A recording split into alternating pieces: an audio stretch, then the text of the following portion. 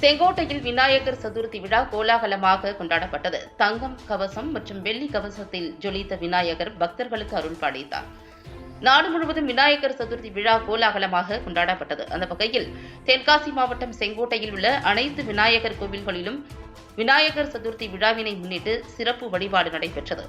இந்த நிலையில் செங்கோட்டை ஹரிஹரா நதியின் கரையில் அமைந்துள்ள மிகவும் பிரசித்தி பெற்ற சைவ பிள்ளையார் என்று அழைக்கப்படும் ஆரிய குற்றால விநாயகர் கோவிலில் விநாயகர் சதுர்த்தியையொட்டி மூலவருக்கு பால், தயிர், இளநீர், பஞ்சாமிர்தம், விபூதி, சந்தனம், பன்னீர் உட்பட 21 அபிஷேக பொருட்கள் மூலம் சிறப்பு அபிஷேகம் செய்யப்பட்டது. இதனைத் தொடர்ந்து கலசாபிஷேகம் செய்யப்பட்டு மூலவருக்கு தங்க கவசம் செலுத்தி ரூபாய் நோட்டுகளால் மாலை அணிவிக்கப்பட்டு சிறப்பு அலங்காரம் செய்யப்பட்டு மகா தீபாராதனை காண்பிக்கப்பட்டது. இதனைத் தொடர்ந்து மாலையில் புஷ்பாஞ்சலி நடைபெற்றது. இதில் சுற்றுவட்டார பகுதிகளில் இருந்து ஏராளமான பக்தர்கள் கலந்து கொண்டு சுவாமி தரிசனம் செய்தனர்.